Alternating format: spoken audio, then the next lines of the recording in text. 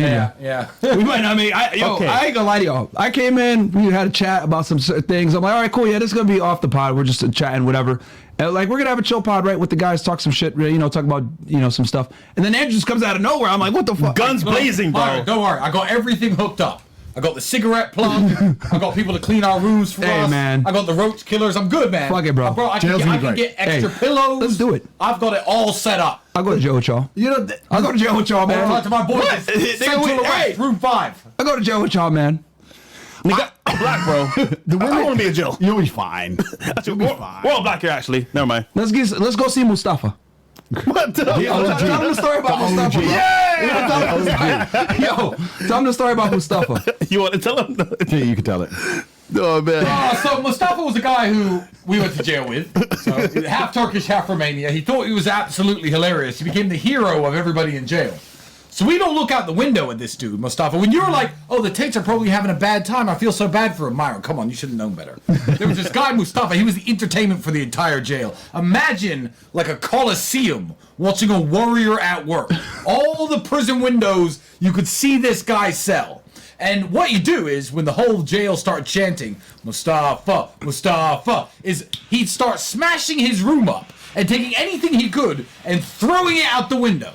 So the first few days I saw him do this, he was ripping up his mattress, throwing the feathers from his pillow out, throwing his bar of soap out, and everyone would cheer every time he got something out the window. He ended up breaking the glass to his window. It's February, it's -10. Mustafa's cold as fuck, no blanket, sleeping on a concrete floor, but then the cheering would start again, the chanting would start. Mustafa, Mustafa, Mustafa. And then, out of nowhere, you just hear these noises, this banging. The guards would be like, oh, we're not going to go beat him up now. He's got nothing left in his room. And he'd be kicking the wall, trying to break off bits of tile, peel off bits of metal from the bed frame. And every time he threw something out the window, the jail would erupt. Yeah. So, obviously, I like Mustafa. Every time I saw him, I'm passing him in the hallways. He ain't got no cigarettes. He's broke. I'm the rich guy in jail. I'm the cigarette boss. Yeah. The cigarette don of jail. So I hand him some cigarettes every time I see him.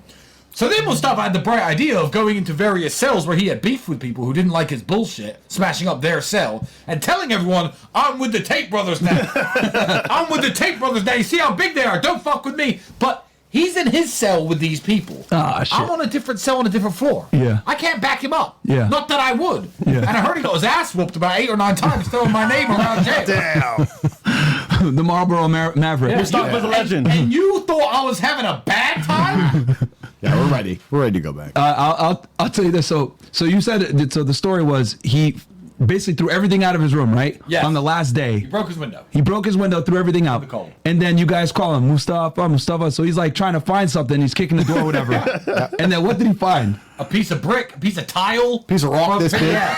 Bro. Anything you could just break in the Throws it room. out the window and everyone goes crazy. Everyone, yeah, Mustafa, yeah, you're Never a give up, champion. baby. Let me get some from that. Never give up. You know the thing? It was actually, honestly, grade A entertainment. I mean, outside here in the free world, I mean, there are good things like Fresh and Fit, emergency meetings, but when you're locked in that jail cell, that's as good as any EM, any Fresh and Fit podcast. That will keep you locked on that window for hours on end.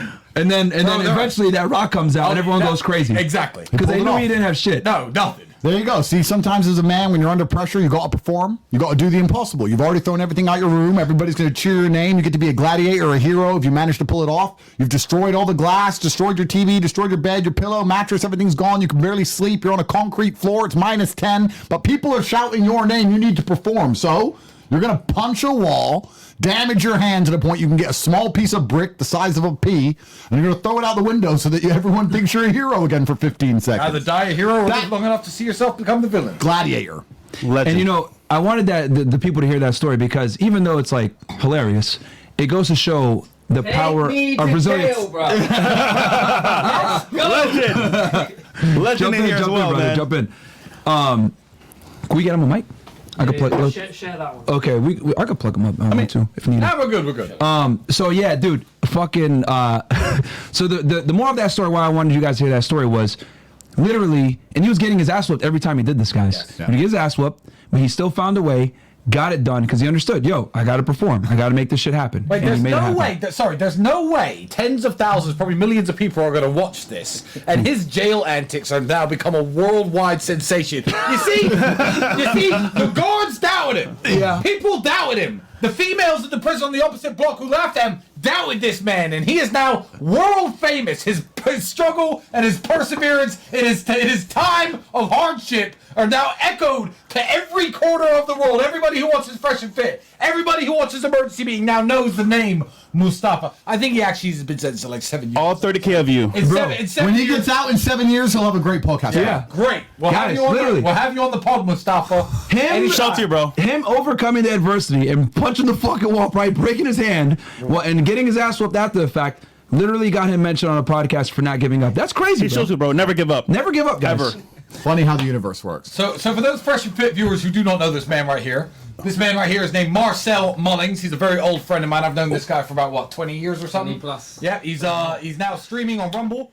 At the end of this show, you'll tell him where to find your...